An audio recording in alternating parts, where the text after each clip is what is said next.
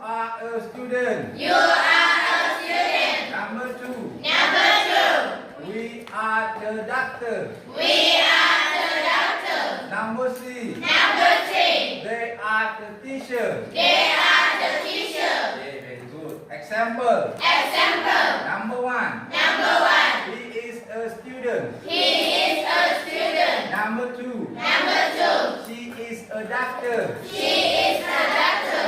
Number 3. Number 3. It is a book. It is a book.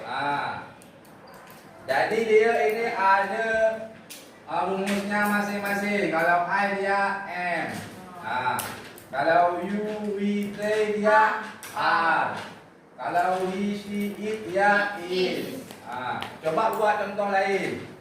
Ada lagi nak? Ada. Buatlah apa? Ayam apa? Ayam coba apa? Coba sebut.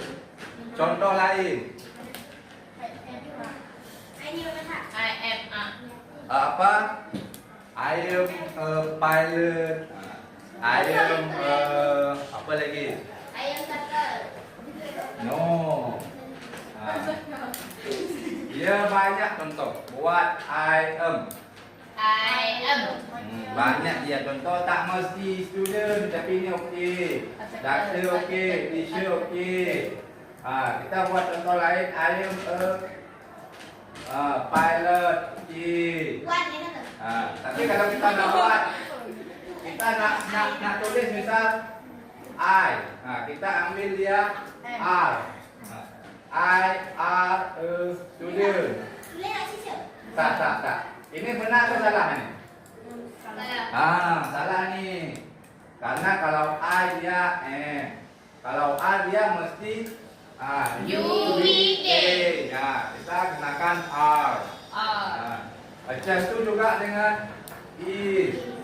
Kalau kita tulis you is, ini salah. Karena dia kalau you mesti R. Okey. Okey, kalau buat he dia is, she dia is, it is. It ini dia buat benda macam ni lah. Ni kan book. Book ni dia benda. Ini juga benda. It is a pen, it is a book. Boleh buat. It is a table. It is a apa ni? It is a bag. Boleh buat. Jangan buat it am. Kita tulis it am. Salah ni.